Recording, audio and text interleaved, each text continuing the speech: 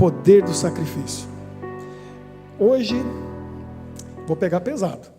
Espero que a gente entenda, porque é muito importante o assunto de hoje. E o final da história é muito bonito, mas passa por um percurso muito triste. Porque o mundo, antes desse mundo existir, segundo a Bíblia, nunca ninguém ou nada tinha morrido. Pense nisso. Não existia morte. Ninguém tinha morrido. Segundo a Bíblia, houve guerra no céu, e o dragão e seus anjos, está em Apocalipse, no capítulo 12, lutou contra Miguel e seus anjos. Eles foram expulsos de lá, mas ninguém morreu. Certo? Qual foi a primeira morte? Essa pergunta, já vou dizer, é pegadinha. Só quem entende muito de Bíblia vai conseguir acertar dar a resposta certa, vai acertar essa pergunta. Pensa um pouquinho aí, qual foi a primeira morte? Então, Adão e Eva. Mas aí, se a gente a resposta natural foram os dois irmãos que brigaram para a primeira morte. Adão e Eva morreram. O dia que eles saíram do paraíso, eles estavam mortos já. Já não tinha mais vida. É só questão de tempo. É isso mesmo. Porque é como colher uma flor. A flor está viva enquanto ela está ligada. A gente colhe a flor, ela continua cheirosa, continua bonita por algum tempo. Mas ela já está morta. Ela já morreu. É questão de tempo. Adão e Eva aconteceu isso. Mas a primeira morte, normalmente a gente pensa em Caim e Abel. Certo? Quem morreu primeiro foi Abel. Ser humano, mas não foi a primeira morte. Certo? Falou aqui. Quem foi que falou? Sabe tudo, né? Também com esse nome. Nome de guerreiro escocês. William Wallace, não é? Foi daí que sua mãe e seu pai tirou o seu nome? Do Coração Valente. Mel Gibson. Wallace. William Wallace. Aí acertou. Porque a primeira morte foi um cordeiro. Por que a gente sabe disso? Não está dizendo explicitamente na Bíblia. O que a Bíblia diz é o seguinte: Adão e Eva, quando pecaram, eles se deram conta de que eles estavam nus. Aí eles tentaram cobrir a nudez fazendo uma roupa com folhas de figueira. E aí Deus falou: isso não vai servir não. Deus veio com a roupa para eles. Era roupa de pele de cordeiro. Ou seja, um cordeiro teve que morrer para eles poderem se vestir. Já era o primeiro sacrifício. Não, tema de hoje, poder do sacrifício. Foi daí que veio o primeiro sacrifício, que foi um cordeiro, que já simbolizava quem? Quem que é o cordeiro? Jesus. Que ia morrer um dia para que esse Adão, essa Eva, esse Caim, esse Abel tivesse a oportunidade de voltar. Caim não escolheu o caminho certo, não tem volta. Abel foi o primeiro justo que morreu. Morreu por fazer a verdade, por cumprir a vontade de Deus, por ser obediente. Então o cordeiro foi o primeiro sacrifício. E aí no Velho Testamento, a gente vai olhando na Bíblia, a gente vai vendo vários sacrifícios sendo feitos. De um lado e do outro. Sacrifícios do lado do bem, que Deus exigia e tinha um motivo, e sacrifícios do lado do mal. Vamos entender. Deus pediu para que os cordeirinhos de um ano, sem mácula, fala a Bíblia, sem mancha. Ou seja, ele tinha que ser perfeito, saudável, porque ele simbolizava Jesus que vinha sem pecado. Então ele não tinha defeito nenhum. Ele era sacrificado simbolicamente, representando Jesus, que um dia ia morrer para o perdão dos nossos pecados, ia derramar o sangue dele na cruz. Eles não sabiam, a gente já sabe a história toda, mas eles confiavam nesse sacrifício futuro. Então, quando eles sacrificavam o cordeiro, simbolicamente o pecado que a pessoa cometeu era transferido para o cordeiro, e o cordeiro morria no lugar dela. Eu não preciso morrer, o cordeiro está morrendo no meu lugar. O cordeiro é Jesus, que morre no nosso lugar. Tinha outros sacrifícios que Moisés apresentou para o povo, e eles tinham rituais e sacrificavam esses animais. A história conta que Abraão teve um momento que fez um pacto com Deus, e Deus falou para ele: sacrifique 3 animais, corta eles no meio, e eu vou passar pelo meio, confirmando essa aliança que a gente está fazendo. Então, os sacrifícios de seres vivos, de animais, a gente encontra no Velho Testamento, feitos para Deus, simbolizando certas coisas, como, por exemplo, o perdão dos pecados, ou a aliança que Abraão fez com Deus e tal. Satanás O diabo, conhecido antigamente como Lúcifer, nesse mundo ele quer ser o quê? O que ele quer ser? Ele não está conformado em ser anjo. Já não é mais anjo, é demônio, é o diabo. Mas o que ele queria ser? Deus. Então, tudo que ele vê que Deus faz, o que ele faz? Copia. Ah, esse povo adora a Deus assim? Então também quero ser adorado do mesmo jeito. Esse povo faz sacrifícios para Deus? Então eu também quero que façam sacrifícios para mim. Infelizmente, ele vai fazendo as cópias, só que como ele não tem nada de amor, de bondade, de luz, o negócio dele é trevas, é miséria, é sofrimento, é dor. Os sacrifícios que ele pede são outros, mas ele também pede sacrifício. Lá, na mesma época que Abraão estava fazendo sacrifício para o Deus verdadeiro, que era uma era patriarcal, os pais eram sacerdotes da família. Não era só da família. Abraão, segundo a Bíblia, ele tinha 300 servos. Então ele era um empresário com uma indústria com 300 funcionários. Olha, aqui na Bélgica ia ser uma indústria de um tamanho considerável. Perto de casa tem algumas lá, e eu fico olhando, e eu imagino, ali dentro deve trabalhar umas 50 pessoas, algumas menorzinhas, aí 20, algumas 100, já começa a ficar grande. Imagina 300. Já é uma indústria de um tamanho considerável. Era Abraão. Ele era o sacerdote de todo aquele pessoal. Ele fazia sacrifícios para a família dele e para aquelas 300 pessoas, que eram famílias inteiras que trabalhavam para ele. Ele era o sacerdote daquele povo todo. E quando ele fazia sacrifício, ele fazia por todo mundo. Funcionava assim. Só que ele saiu de Ur dos Caldeus, uma cidade importante na época, para vocês terem uma ideia. Todo mundo sabe que eu sou amigo de um arqueólogo muito famoso. Qual é o nome do arqueólogo? Rodrigo Silva. A arqueologia ensina muita coisa para a gente. A arqueologia bíblica. Lá em Ur dos Caldeus, eles já descobriram... Bom, alguém faz ideia onde fica hoje Ur dos Caldeus? Iraque. Fica para o norte de Israel. A gente tem ali o Líbano, tem a Síria, fica no Iraque. E lá eles escavaram e descobriram a cidade de Ur, que era muito rica, lá no tempo de Abraão. Para vocês terem uma ideia, a gente está falando de quanto tempo antes de Cristo? Né? Milhares de anos aqui, séculos e séculos. Eles encontraram que na cidade já tinha banco, o pessoal guardava lá. Era meio Flintstones, devia ser, né? Já, meio de pedra, né? Com uma chave de pedra. Não era tão assim, mas era uma coisa bem... Mas tinha banco na cidade. E sabe o que tinha na cidade? Tinha água encanada. Eles encontraram canos de pedra, aquedutos, onde levava água para a casa das pessoas. Não era qualquer cidadezinha naquela época. Abraão foi viver em tendas, que também não era qualquer tenda. Não sei se você sabia, você pode ir na Jordânia ou outros países ali do Oriente Médio, e os beduínos que moram no deserto, você paga um valor para ficar num hotel no deserto. E você tem a experiência, eu não fiz isso ainda, mas tenho vontade de fazer. Dormir na tenda do jeito que Abraão dormia, vivia. E é chique, que Abraão era rico, né? Tem a tenda, mas é toda forrada com peles de animais, é quentinho, é confortável, é gostoso, é uma experiência interessante. Abraão saiu daquela cidade para viver. Por que Deus tirou ele de lá? Um dos motivos, e talvez o principal, bom, primeiro que Deus queria criar uma nação que fosse o povo de Deus. Surgiu com Abraão. Mas Deus falou, Abraão, sai daí de Ur dos Caldeus, porque esse povo faz abominações. O que era a abominação que eles faziam? Que Deus detestava. Eles tinham alguns deuses lá, Dagon, Moloque. O que eles faziam? A Jane falou. Faziam sacrifícios para aqueles deuses. O que eles sacrificavam? Os próprios filhos. Que coisa terrível.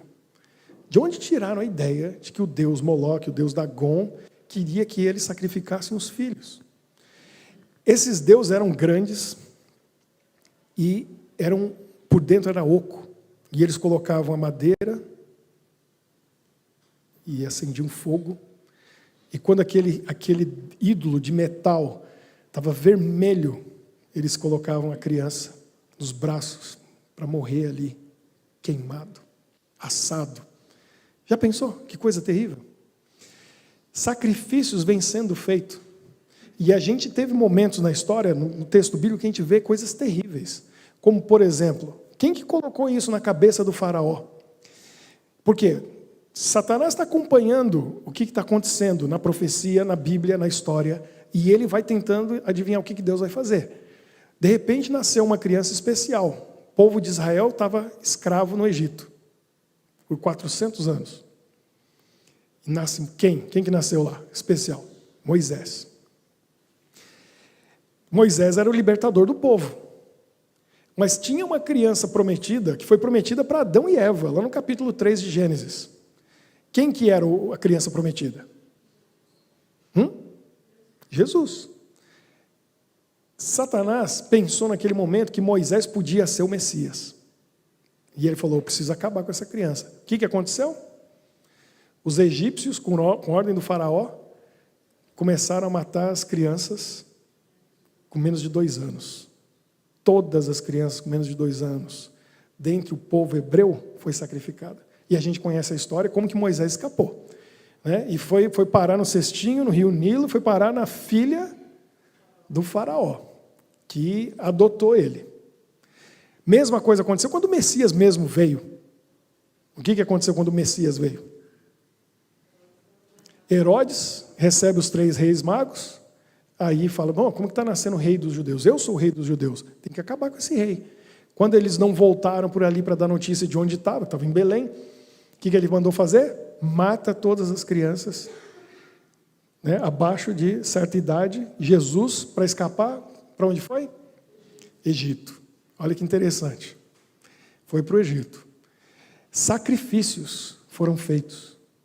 Eu vi uma música, eu gosto muito, acho bem interessante, de um cantor cristão americano falando sobre isso, que aquelas crianças morreram pelo Salvador delas, sem nem saber que estavam dando a vida por aquele que um dia ia morrer por elas, para elas viverem para sempre. Um dia essas crianças vão estar no reino dos céus e Deus vai explicar para elas, Jesus vai explicar para elas, olha, você morreu por mim, para eu morrer por você. E agora você pode viver para sempre. Sua morte não foi em vão. Que lindo, mas que triste esses sacrifícios. E esses povos todos fazendo esses sacrifícios. Por quê? Porque o inimigo de Deus, ele quer ofender a Deus. E não tem nada mais ofensivo para Deus do que uma morte intencional ou um sacrifício de uma criança inocente. Ofende a nós, fere a nós. Imagine o Criador, que ama cada um de nós, ao ponto de dar a vida por nós. Então, é terrível isso. Mas é isso que ele faz. Fazemos sacrifícios para Deus, e os sacrifícios chegaram um momento que eles pararam. Quando parou o sacrifício? A hora que Deus falou, não precisa mais sacrificar. Quando Jesus morreu. O Cordeiro de Deus morreu naquela sexta-feira à tarde de Páscoa, lá em Jerusalém, quase exatamente 2000 anos atrás. Está chegando. 2031 completa 2000 anos, que foi no ano 31. Está chegando, estamos bem pertinho de 2000 anos. Acabou, não precisa mais sacrifício. Agora, eu pergunto para você, Satanás parou de exigir sacrifícios humanos para ele? Não. Eu tenho um vídeo que está no meu canal, quem está acompanhando o canal do meu livro, tem um vídeo ali que eu conto uma conversa que eu tive com uma moça ex-satanista, lá no Brasil. Hoje ela não está morando mais no Brasil com o esposo e as crianças dela. Mas ela me contou detalhes impressionantes do que é feito nesses grupos, né, satanistas. E como sacrifícios humanos são feitos. E que crianças hoje ainda são sacrificadas. É terrível. Quem quiser, eu mando o link para vocês, vocês assistem o vídeo lá. Onde eu explico tudo que eu ouvi dela. Nesse mundo, o inimigo de Deus, ele tem prazer em ver morte e destruição. E ele ama ver as pessoas sacrificando outras pessoas para ele. Isso acontece através de guerras. São, de certa forma, sacrifícios humanos que são feitos. Isso acontece de forma direta, assim. Ou, como eu vi um pregador falando uma vez, tem um outro tipo de sacrifício humano em massa que acontece e tem um debate ético, moral, enorme no mundo. uns a favor e outros contra. Do que eu estou falando? Aborto. É uma pessoa, é um ser humano gerado. E tem um grupo, né, enorme da população que acha que não tem problema nenhum tirar essa vida. Porque o que importa sou eu. O que importa é a mãe, o que importa é essa pessoa. Aquela outra não tem o mesmo valor que eu. Porque eu já estou aqui há algum tempo, essa nem chegou ainda. Outros entendem que é um ser humano, que é uma vida, que está ali. Mas a lei de alguns países permite, e não só permite, como incentiva. Eu já falei um pouquinho do Japão aqui, como no Japão isso é permitido pela lei. Então, a primeira opção, quando uma mulher casada, ou seja, quem for, a primeira consulta que ela faz com o médico ela vai ouvir o quê? Você quer ou não quer? E se não quiser, o aborto é feito. A Holanda foi o primeiro país no mundo a legalizar. E tinha uma médica holandesa que ela ia num navio pelo mundo e ela ficava em águas internacionais e aí chegava a mensagem no país, falou, olha, aí no seu país é proibido, mas se você pegar esse barco e vier até o nosso navio, a gente faz o aborto aqui, que aqui é legal, aqui pode fazer. Porque tem uma série de explicações para isso, mas o fato é que tem um ser humano que está sendo assassinado ali. Então a gente tem que parar e pensar, olha quanto sacrifício está sendo feito. Mas as pessoas ainda estão sacrificando porque Satanás pede delas para você ter sucesso, fama, dinheiro, ou o que você quiser na vida. Tem um livro que eu acabei de ler. Está aqui. Já tem uma fila de gente querendo ler esse livro. Está marcado aqui, eu não vou desmarcar, porque a Michelle está lendo. Chama Resgatado do Reino das Trevas. Se você não aguentar esperar para ler o livro, eu só tenho essa cópia. E já tem 2 na fila aqui, né? Tem 2 na fila. Tem no YouTube uma pequena entrevista com o autor. Está aqui. Ele se chama Gabriel Guilherme Estevão. Um rapaz de Angola que antes do nascimento dele ele já foi escolhido para ter contato com os espíritos, com os demônios, que iam guiar e dirigir a vida dele, para que ele, no fim da história, ele conta aqui, se tornasse um assassino de cristãos. Esse era o nível que ele estava. E diferente dos outros que fazem um pacto, que fazem uma aliança com Satanás para ter alguma coisa, e entregam sua alma, tem gente que acha que isso é lenda. Quem não acredita na Bíblia, não acredita em Deus, não acredita em nada disso, também não vai acreditar nisso também, né?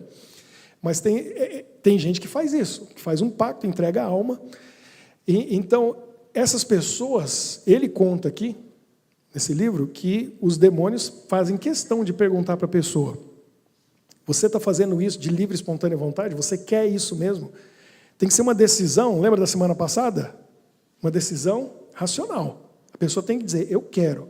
Porque a única coisa que a gente tem de verdade nesse mundo que Deus deu para a gente é o quê? O livre-arbítrio, o poder de escolha. E uma vez que a pessoa escolheu, não tem volta. No caso dele, ele teve volta e Jesus encontrou com ele e libertou ele. No momento que ele teve dúvida, ele saiu. Porque ele não teve escolha. Colocaram ele nisso antes dele ser gerado.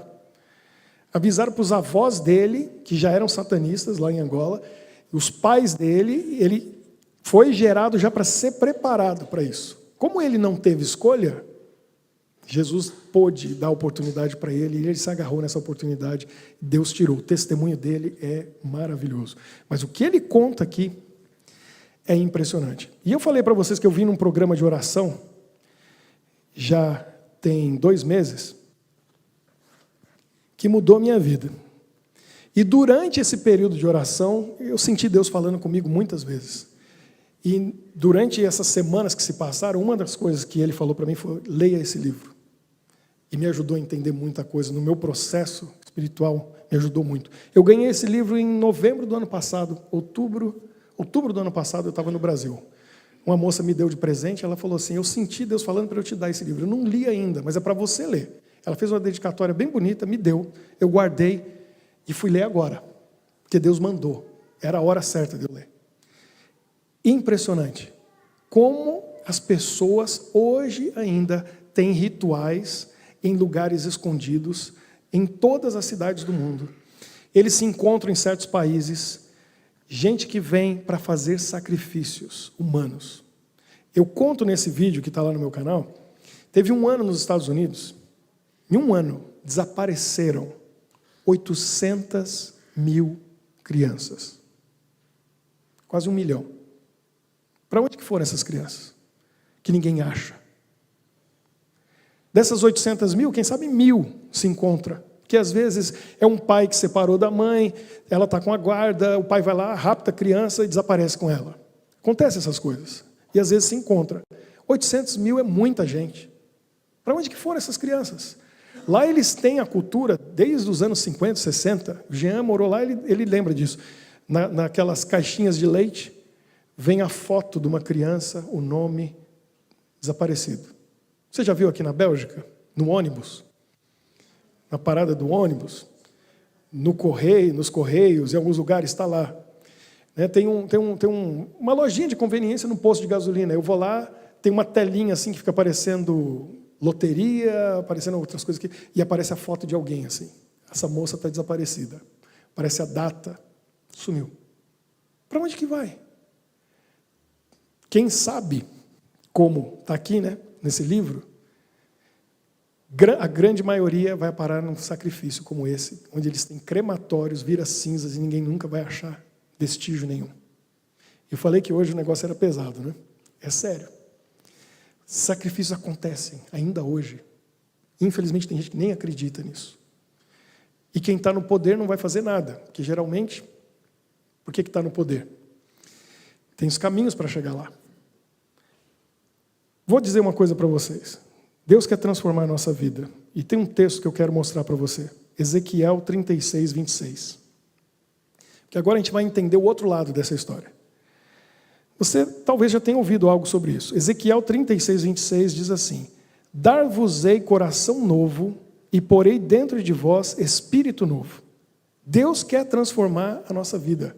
Ele quer transformar a gente, porque a gente nasceu errado. A gente nasceu torto. Ele quer endireitar. O problema, segundo a Bíblia, está no coração. Então ele quer dar um coração novo. Então diz aqui: tirarei de vós o coração de pedra e vos darei coração de carne.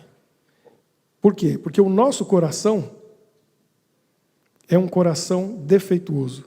É um coração de pedra. É um coração que infelizmente está estragado. E ele quer trocar. O problema é o seguinte: Deus não força, não obriga ninguém. Ele tem um coração novinho para dar para cada um de nós. É a gente que tem que pegar o coração de pedra e dizer para ele: pode pegar. Ele não falou: vou pegar o seu coração de pedra e vou pôr um de carne. Eu tenho que autorizar ele a fazer isso. E aí é que está o problema. Por que Satanás exige sacrifícios e as pessoas fazem sacrifícios lá para conseguir isso, aquilo e tal? Porque no reino dele, e agora eu já vou ir para a raiz do problema, no reino dele ninguém se sacrifica. Ninguém se sacrifica. Tem que ter sacrifício, mas não sou eu que me sacrifico. É a mãe grávida que sacrifica o bebezinho dentro dela, mas ela não se sacrifica, porque vai ser sacrifício demais cuidar dessa criança.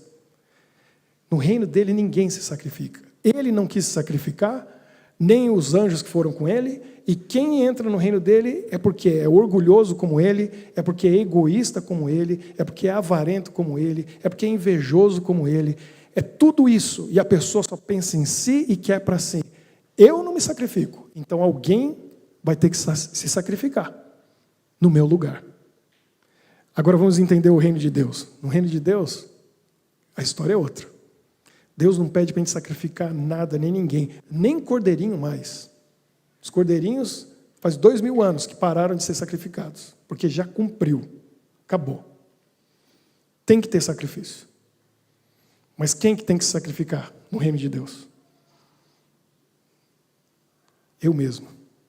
Eu sou o sacrifício. Que sacrifício é esse? Jesus explicou. Só que às vezes a gente não entende. Jesus falou: quer me seguir? O que você tem que fazer? Hã? Como que é? Isso aí. Toma a tua cruz e me segue. É um sacrifício. E às vezes a gente não entende. Eu já vi piadas e brincadeiras a respeito disso, e é até engraçado, né? Eu brinco. Mas eu vou explicar a brincadeira, para não entender mal. Né? Tem marido que fala assim, geralmente é esposa. Tem esposa que fala assim: tá aí, ó, 25 anos com esse homem, essa é a cruz que eu carrego. Mas não é isso que Jesus está falando. Eu brinco por quê? Porque eu me casei com a Michelle, ela tinha 25 anos de idade, eu tinha 33. A gente brinca, né? Jesus com 33 anos foi para a cruz e eu me casei com a Michelle. Quase a mesma coisa, foi a minha cruz. Mas não é isso. A cruz que Jesus fala para a gente carregar, tem alguém que vai nela, pregado nessa cruz. E não é Jesus. Sabe o que é? Alguém já ouviu? Pode falar, Jean. Jean sabe. Já entende de Bíblia mais que pastor. Fala aí, Jean. Eu mesmo. A cruz, o que vai na cruz e a gente tem que carregar, são duas letrinhas. E, U. É o eu. É o eu. Porque quando o eu entra no caminho, ele estraga tudo. O eu é o problema. Por quê? Porque foi com esse eu que começou essa desgraça toda. Foi um dia um anjo mais perfeito e lindo criado por Deus, que não dá para imaginar o brilho, a glória, a beleza, a inteligência, a sabedoria, o poder. Em vez de olhar para Jesus, que criou ele olhou para o espelho. É a história do Narciso. Já ouviram a história do Narciso e do narcisismo? A psicóloga sabe.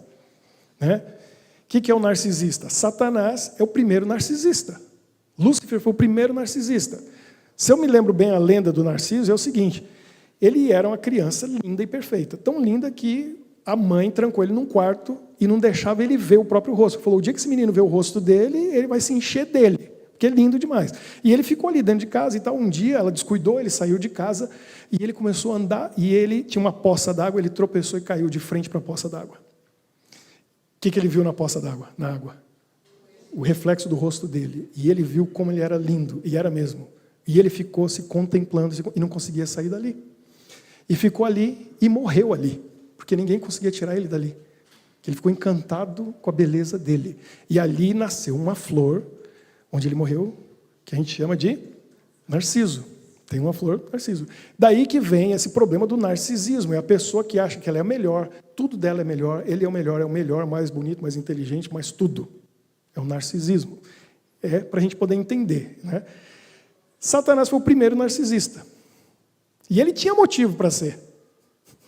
Tem gente que se acha bonito por aí, que eu fico pensando. Dá um espelho para essa pessoa. Eu vejo pelo jeito que a pessoa se veste na rua, sabe? Ela se veste assim, querendo mostrar uma beleza que ela não tem. Aí eu falo assim, olha, estaria melhor de outra maneira. Mas a pessoa narcisista, ela acha, como tem gente que tem problema, né? Eu tenho. Michele fala que eu tenho. Porque tem gente que é muito magra, mas olha no espelho e se vê gordo. E aí vai virar o quê? Anorexo, né? Anorexia ou bulimia, porque a pessoa tem uma visão errada de si.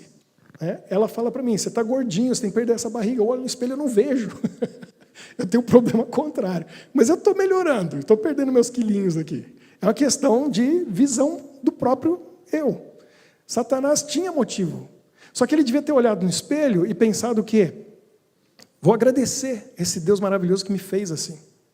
Mas em vez de agradecer, ele se encheu de si mesmo. E se tornou o primeiro narcisista. Se sacrificar, ele está cheio de orgulho, egoísmo e vaidade, que são a base de todos os outros pecados. A gente fica lidando com probleminhas e não dá tempo de chegar nesses maiores. Eu vou explicar para vocês no final da conversa de hoje isso.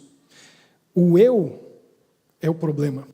Porque o nosso eu é cheio de orgulho, egoísmo e vaidade. Não tem jeito. Porque a gente nasceu ser humano nesse mundo. Jesus quer transformar a gente. Jesus quer tirar o coração de pedra, cheio de orgulho, egoísmo e vaidade, e colocar um coração de carne. Um coração que ama. O coração dele. Por que Jesus amava Davi, apesar de ter sido um assassino e um adúltero? O que a Bíblia fala sobre Davi? Ele tinha até um apelido. Um homem segundo o coração de Deus. Porque apesar dos erros que ele cometeu, o coração dele não era de pedra. Não era. Porque na hora que o profeta chegou para ele, contou uma historinha e falou, Davi, esse homem é você. Você cometeu esses pecados. Na hora, o que ele falou? Sou eu mesmo. Estou arrependido. Não devia ter feito o que eu fiz. O problema nesse mundo não é errar. Errar todo mundo erra. O problema é permanecer no erro e não reconhecer. Esse é o problema. Agora, que coisa linda é uma pessoa que erra e admite. E fala, eu não queria ter dito isso, eu não queria ter feito isso, me perdoe. Eu não vou fazer mais. Merece ou não merece perdão? Merece, claro. Porque se a pessoa fez isso, quem tocou o coração dela? Espírito Santo, Deus tocou o coração dela, ela está em contato com Deus. É difícil para um ser humano fazer isso. Por quê? Porque o coração é de pedra. Egoísmo, orgulho, vaidade.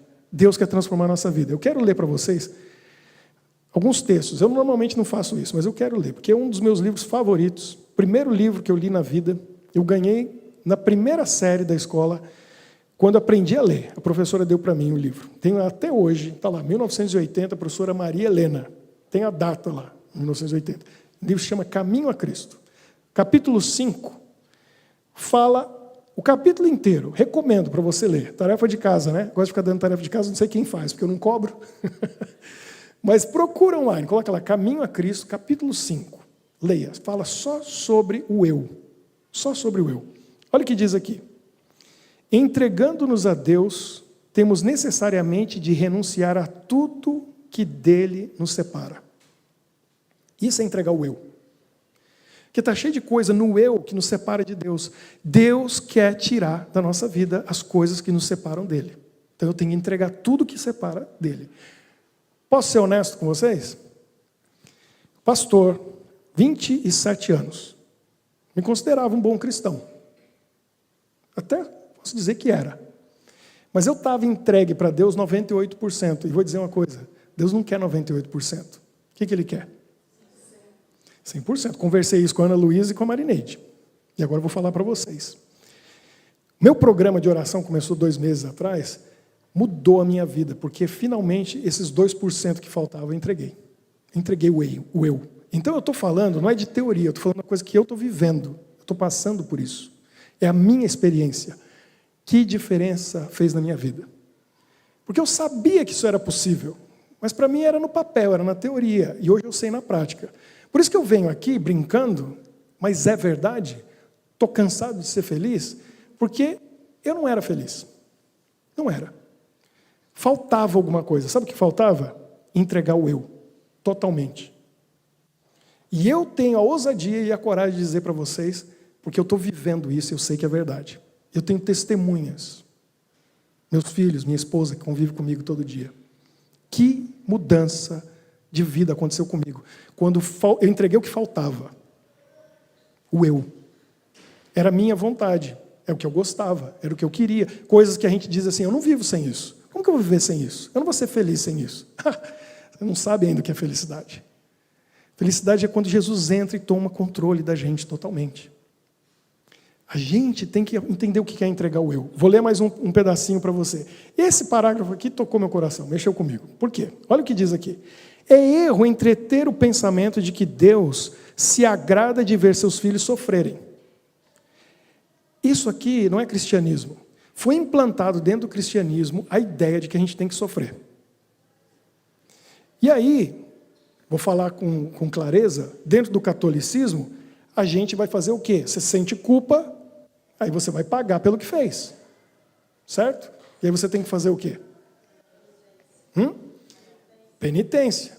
Tem que sofrer. Aí o pessoal vai lá para a estrada de Compostela e faz todo aquele caminho no norte da Espanha. E a gente vê um filme brasileiro que foi indicado para o Oscar. O Pagador de Promessas. É muito antigo para o pessoal novo lembrar, mas quem é mais antigo lembra. E o homem carregando aquela cruz e arrastando aquela cruz e sobe a escadaria da igreja de joelho. E a gente acha, Deus quer que a gente sofra. Não, Deus não criou a gente para sofrer. Deus criou a gente para ter prazer e ser feliz. O pecado é que estragou tudo e trouxe sofrimento. Deus não quer ver a gente sofrendo. Ele quer ver você com um sorriso no rosto o tempo todo. Jesus sofreu e morreu para você não ter que sofrer e morrer. A gente tem que aceitar. Ele sofreu, eu não preciso sofrer. Ele morreu, eu não tenho que morrer. Mas a gente, quem coloca isso na nossa cabeça? Acha que Deus quer que a gente sofra.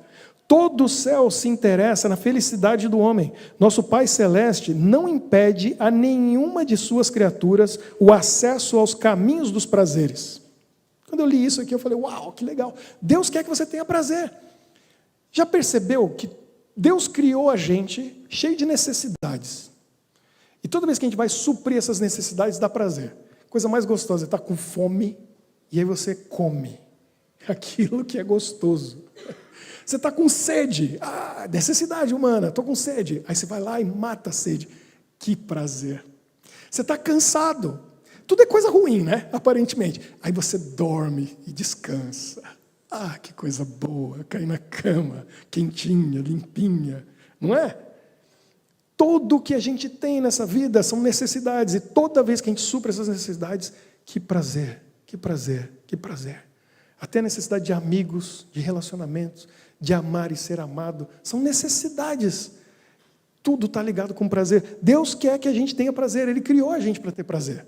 O problema é o seguinte: os apelos divinos tão somente nos exortam a abster-nos, tem que deixar, os prazeres que sobre nós trariam sofrimento e desilusões, e nos fechariam as portas da felicidade e do céu. Deus não quer que a gente tenha prazer destrutivo. Deus não quer que a gente tenha prazer que vai acabar com a saúde. Quer fazer dinheiro nesse mundo? Vai vender alguma coisa que traz prazer para as pessoas, mas destrói a saúde delas. Fast food. Vai lá, pega uma franquia. Burger King, Quick, né? McDonald's, vai fazer dinheiro. Quer fazer dinheiro? Cigarro. As drogas. Por que tem tanta gente, né, clandestino aí nesse meio fazendo dinheiro? Quer fazer dinheiro na Bélgica? Maior cervejaria do mundo. Embev, está aí. Bebida. É caro. É dinheiro. E as pessoas estão destruindo a saúde e a mente com algo que dá prazer. Esse prazer que Deus está dizendo. Não, porque vai destruir você. Olha o que mais. O que deveis compreender é a verdadeira força da vontade. Voltamos semana passada. Este é o poder que governa a natureza do homem, o poder da decisão ou de escolha. Tudo depende da reta ação da vontade. O poder da escolha deu Deus ao homem, e a ele compete exercê-lo. Não podeis mudar vosso coração, não podeis por vós mesmos consagrar a Deus as vossas afeições, mas podeis escolher servi-lo. Podeis dar-lhe a vossa vontade. Ele então operará em vós o querer e o efetuar segundo a sua vontade. Paulo falou, Deus opera em nós a vontade, o querer e o realizar. É Ele que faz isso em nós. A minha escolha é servir a Ele. Desse modo, toda a vossa natureza será levada sob o domínio do Espírito de Cristo. Vossas afeições centralizar-se-ão nele. Vossos pensamentos estarão em harmonia com Ele. Aí muda tudo. Tudo que eu tenho que fazer é escolher. Eu quero servir esse Deus que me ama. Eu entrego meu coração para Ele. É fácil? Vou explicar como funciona, que eu tive que fazer isso. Mediante o conveniente exercício da vontade, pode operar-se em vossa vida uma mudança completa. Eu conhecia isso aqui na teoria. Eu estou experimentando isso na prática. Muda tudo. É uma mudança de vida completa. Entregando a Cristo o vosso querer, aliai-vos com o poder que está acima de todos os principados e potestades. E quando fala isso, na Bíblia, principados e potestades está falando do mal, dos demônios, dos espíritos malignos que estão aí tentando a gente. Tereis força do alto para estar firmes, e assim, pela constante entrega a Deus, sereis habilitados a viver a nova vida, a vida da fé, a vida do novo coração. Tem que entregar. Como que eu entrego o eu? O sacrifício nesse mundo é sacrifica o outro. Aí eu consigo o que eu quero. Com Deus, não. Sacrifica o eu. Aí você tem tudo com Ele. Jesus entra na nossa vida e toma conta. O que eu tive que fazer na minha vida? O que eu fiz para entregar o eu? Tudo aquilo que estava entrando no meu relacionamento com Deus, no meio e interrompendo, eu abri mão. Deus me mostrou. Eu fiz uma lista de coisas. Falei, essas coisinhas aqui, uma meia dúzia, estavam impedindo a minha vida espiritual de ser plena. E eu tirei da minha vida. Eu tive a coragem de entregar. E eu fiz tudo de uma vez. E eu nunca vou esquecer o dia 15 de julho de 2024. Foi nesse dia que eu falei, isso saiu da minha vida, isso saiu. Eu entreguei. E comecei meu programa de oração nesse dia. Jesus entrou e tomou conta. Vocês não fazem ideia. Porque quem está de fora, vocês estão me olhando, estão vendo a mesma pessoa. Eu estou aqui dentro. Mudou tudo. Mudou tudo. Eu não vejo com os mesmos olhos. Eu não ouço com o mesmo ouvido. Eu não falo com a mesma boca. Porque aqui dentro mudou tudo. Eu estava pertinho. E a maioria dos cristãos vivem assim, pertinho. E Satanás deixa a gente ficar pertinho, mas ele amarra um cordãozinho na gente, e a gente está pertinho de entregar tudo para Jesus, e ele fica segurando. Porque ele quer a gente ali. Se está ali, para ele está bom. Não entregou tudo para Jesus? Está comigo. E aí ele deixa a gente guardar os mandamentos, e fazer a vontade de Deus, e fingir que é cristão, mas o vazio está aqui dentro. E eu falei para você, Marineide, não falei? Eu olhava para minha casa, olhava para minha família, olhava para o meu trabalho, para tudo, e falava, eu não tenho motivo para estar triste. Está tudo ótimo. Por que está vazio aqui dentro? Por que eu estou infeliz? O que está faltando? Eu tenho tudo. Eu tenho tudo. E não estou feliz. A minha vida é maravilhosa, eu não tenho do que reclamar. E eu não estou feliz. Por quê? O dia que eu tomei aquela decisão, Jesus entrou e não saiu nunca mais, porque ele falou, você é meu. Acabou. Você entregou. Aquele vazio desapareceu. Sumiu. Acabou. Uma pessoa me ofendia e eu ficava magoado. Uma semana, 2, 3, um mês, 2, e ficava sofrendo com aquilo. Quem que estava fazendo aquilo comigo? Me torturando. A partir daquele dia, as mágoas que eu tinha desapareceram. Aí eu estava orando. Eu não falei que a gente tem que fazer o quê? Ora pelos inimigos. Estou orando pelas pessoas. Aí alguém me magoou, acontece uma coisa. Na hora, Deus já fala comigo e fala assim, ora por ele. Esquece isso aí, pronto, vou em paz. Ninguém tira a minha paz. Ninguém tira a minha paz. Porque Jesus está aqui, Ele tomou conta. Eu quero mostrar para vocês como que isso funciona. Porque é isso que acontece. Coloca lá, Jean, aquela imagem. A gente está com o eu no centro. É o que eu gosto, é o que eu quero, é o que eu preciso, são os meus sonhos, são os meus planos. O que tem que acontecer? Jean, coloca lá. Isso que tem que acontecer. O eu desaparece em Deus. Quando Ele toma conta da nossa vida, é Ele que aparece. O eu está lá. Você não deixa de ser você. Você não deixa de gostar das coisas que você gosta. Mas é um seu eu coberto por Deus. E as pessoas olham para você e não vê mais você, vê quem? Vê Ele, vê Deus. É maravilhoso. Eu vou falar para vocês algo ousado, mas eu não tenho medo de dizer, porque agora eu posso. Eu vi um pastor pregando uma vez, dizendo assim, você vem pregar, abre a Bíblia e fala de coisas de outras pessoas. O verdadeiro sermão seria você chegar aqui, o pastor chegar aqui e falar aqui, ó, nessa tela, eu vou mostrar para vocês como foi minha semana.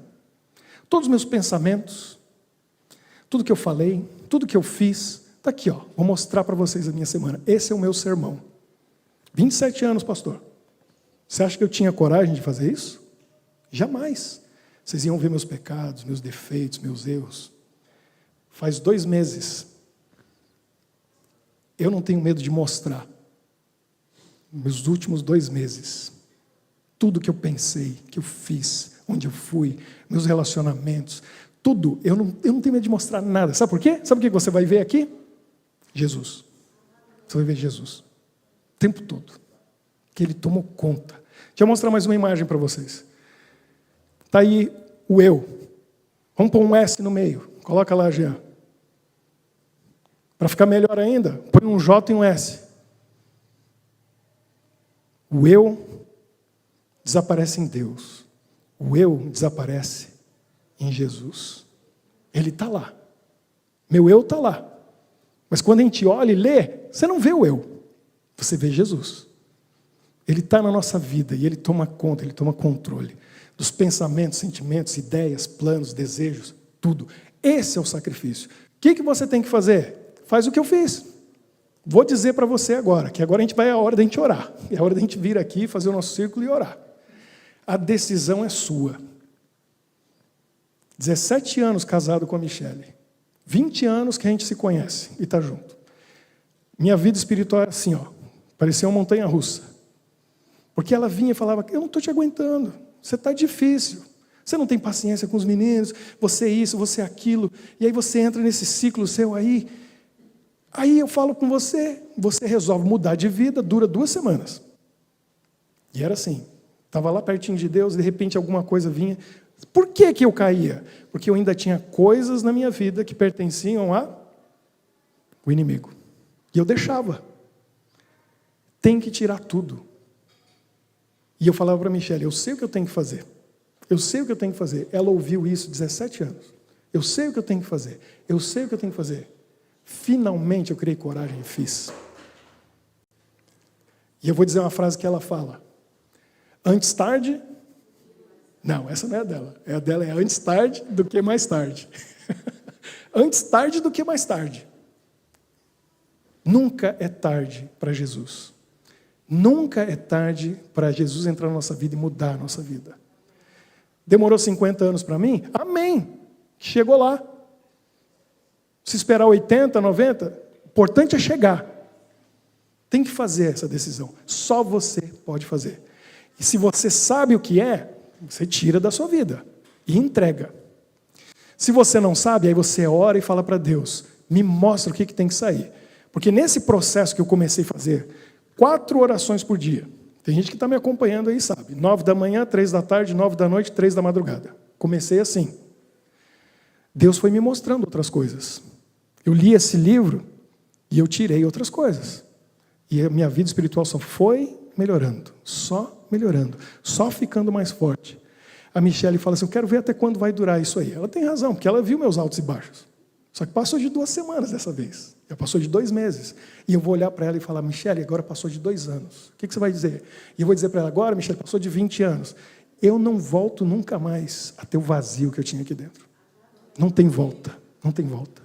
Eu entreguei tudo para Jesus e não pego nada de volta. Porque a alegria, a paz e a satisfação que eu tenho, eu quero que você sinta. Se você está sentindo, compartilha comigo. Se ainda não está, eu vou te ajudar. Porque você vai colocar em prática. Agora, não tenta entregar pela metade. Não vai funcionar. Eu tentei, não funcionou. Eu entreguei 98%, 99%. Satanás fica com aquele 1% e domina você. Ele fez isso comigo. Ele quer tudo. Jesus quer tudo. Porque Ele entregou tudo. Você está disposto, está disposta a entregar tudo? Esse é o momento. Vem aqui para a gente orar. Que agora é a hora de dizer assim, eu quero entregar tudo. Se tem alguma coisa na sua casa que você sabe que não agrada a Deus, joga fora. Queima. Põe no lixo. Se tem um lugar que você vai e não devia ir, não vai mais. Se tem uma pessoa tóxica que está te atrapalhando, se livre. Você não precisa dela, você precisa de Jesus. Tem alguma coisa que você vê, que você ouve, que você come, que você bebe. Seja o que for, Satanás usa tudo isso. Eu tive que me livrar de uma lista, não muito grande, mas me livrei de uma listinha de coisas. Acabou. Acabou. Não tem nada dele. Antes, eu sentia a presença dele aqui pertinho, com tentações e ideias e coisas, porque eu dei espaço para ele. Agora, a impressão que eu tenho é que ele está tão longe que ele tem que olhar para mim com uma luneta, assim, ó. Aí fala, o Ricardo está lá, vivendo a vida de santidade com Jesus. Está lá. Ele não consegue me tocar. Ele não pode me tocar. Porque eu coloquei ele longe. Tem um exército de anjos ao meu redor. E a paz que eu sinto, eu já estou no céu. Eu não sei você, eu já estou lá. Porque pode acontecer o que for, eu estou em paz. Eu estou bem. Eu posso ir morar, como diz uma musiquinha que tinha lá no Brasil, bem legal, uma casinha de sapê, na montanha. Cheio de amor, Elis. Não vale a pena? Não é? Cheio de amor. Eu não preciso de nada para me fazer feliz. Eu sou feliz. Tudo que vem é lucro. Tudo que vem é ganho. Estou aceitando. Porque a gente é filho do rei. E a gente vive como príncipe e princesa. A gente não vive assim porque não quer.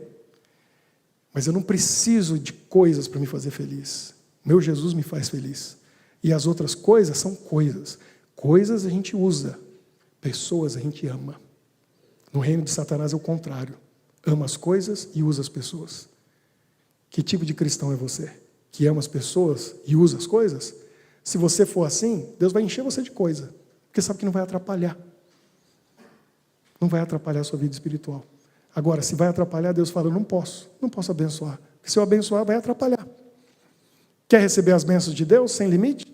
Então vem aqui, vamos fazer um círculo, como é o nosso costume, e a gente vai orar, e aí você começa a vida nova hoje. O que você faz?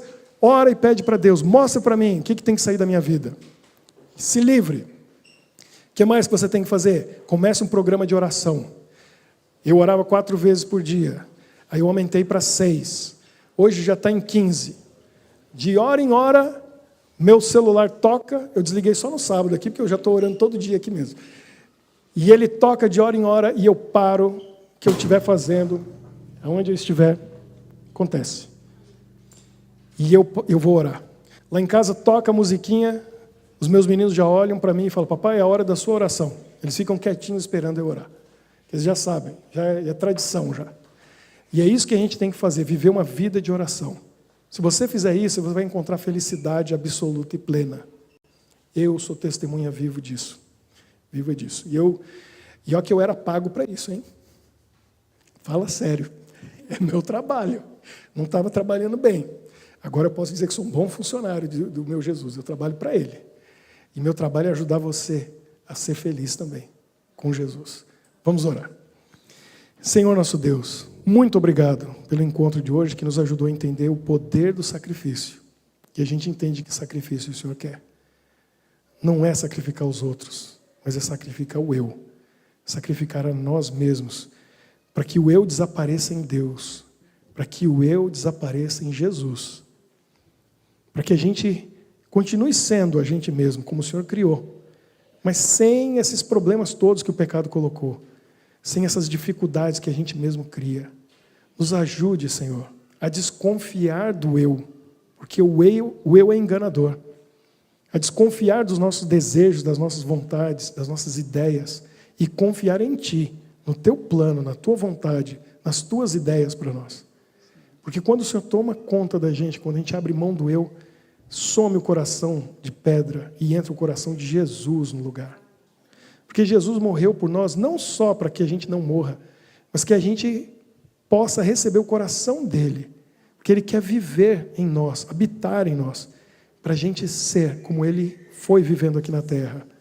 Alguém que serviu, que amou, que deu, vendo o sorriso no rosto de cada um que encontrava com Ele. E assim Ele era feliz. Que a nossa felicidade esteja em fazer os outros felizes, como Jesus fez. Abençoe cada um aqui hoje, na nossa entrega do eu, nesse sacrifício pessoal, que a gente possa realmente entregar tudo e abrir mão das coisas que a gente gosta, mesmo que seja como uma experiência, para ver o que acontece. E o Senhor não vai decepcionar ninguém aqui, eu sei. Quando a gente abrir mão dessas coisas que atrapalham a nossa vida espiritual. E entregando tudo, a gente recebe também Jesus por completo. Abençoe todos aqui e aqueles que estão online, também ouvindo essa mensagem. Que toque o coração deles também através do seu Espírito e que a mudança aconteça em cada um de nós. Em nome de Jesus. Amém.